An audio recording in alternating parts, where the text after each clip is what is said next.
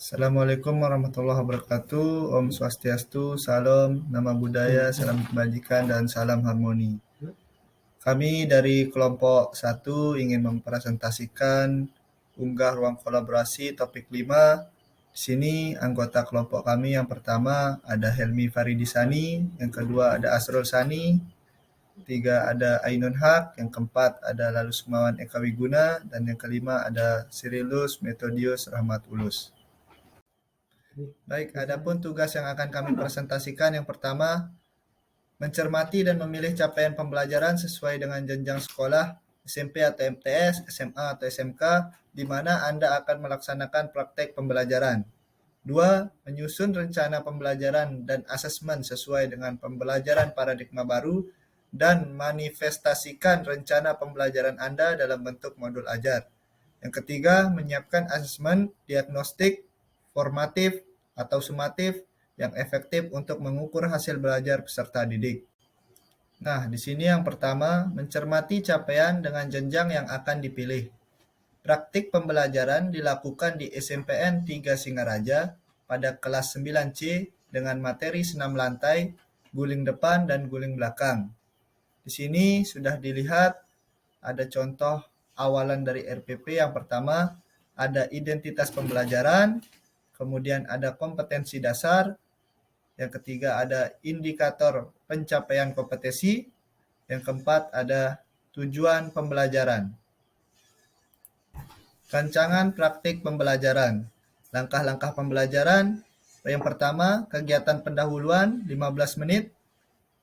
Melakukan pembukaan dengan salam pembuka, memeriksa kehadiran peserta didik dengan sikap disiplin, berdoa, dan melakukan pemanasan.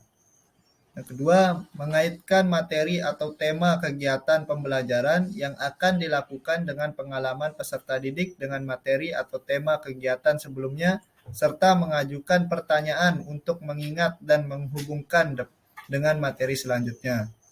Menyampaikan motivasi tentang apa yang dapat diperoleh, tujuan dan manfaat dengan mempelajari materi rol depan dan rol belakang.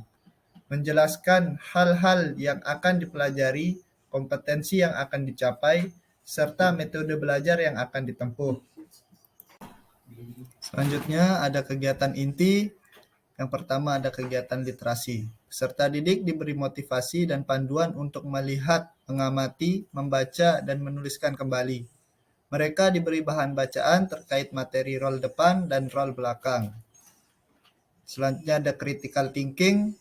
Guru memberikan kesempatan untuk mengidentifikasi sebanyak mungkin hal yang belum dipahami, dimulai dari pertanyaan faktual sampai ke pertanyaan yang bersifat hipotetik. Pertanyaan ini harus tetap berkaitan dengan materi. Yang pertama, aktivitas pembelajaran rol depan dan rol belakang. Yang kedua, bentuk-bentuk aktivitas pembelajaran rol depan dan rol belakang. Ketiga, kombinasi sikap awal, pelaksanaan, dan sikap akhir pada rol depan dan rol belakang. Selanjutnya ada collaboration. Peserta didik dibentuk dalam beberapa kelompok untuk mendiskusikan, mengumpulkan informasi, mempresentasikan ulang, dan saling bertukar informasi mengenai rol depan dan rol belakang. Selanjutnya ada communication. Peserta didik mempresentasikan hasil kerja kelompok atau individu secara klasikal, mengemukakan pendapat atau presentasi yang dilakukan kemudian ditanggapi kembali oleh kelompok atau individu yang mempresentasikan. Yang terakhir ada creativity. Guru dan peserta didik membuat kesimpulan tentang hal-hal yang telah dipelajari terkait rol depan dan rol belakang. Peserta didik kemudian diberi kesempatan untuk menanyakan kembali hal-hal yang belum dipahami. Selanjutnya, pemaparan tentang rancangan praktik pembelajaran. Pada kegiatan penutup, peserta didik membuat rangkuman atau simpulan pelajaran tentang poin-poin penting yang muncul dalam kegiatan pembelajaran yang baru dilakukan. Kemudian, guru membuat rangkuman atau simpulan pelajaran tentang poin-poin penting yang muncul dalam kegiatan pembelajaran yang baru dilakukan. Selanjutnya, menyiapkan asesmen yang efektif. Jenis-jenis asesmen. Yang pertama, asesmen diagnostik. Yang kedua, asesmen formatif. Yang ketiga, asesmen sumatif. Yang pertama, asesmen diagnostik. Asesmen diagnostik adalah asesmen yang dilakukan secara spesifik untuk mengidentifikasi kompetensi, kekuatan, kelemahan peserta didik, sehingga pembelajaran dapat dirancang sesuai dengan kompetensi dan kondisi peserta didik.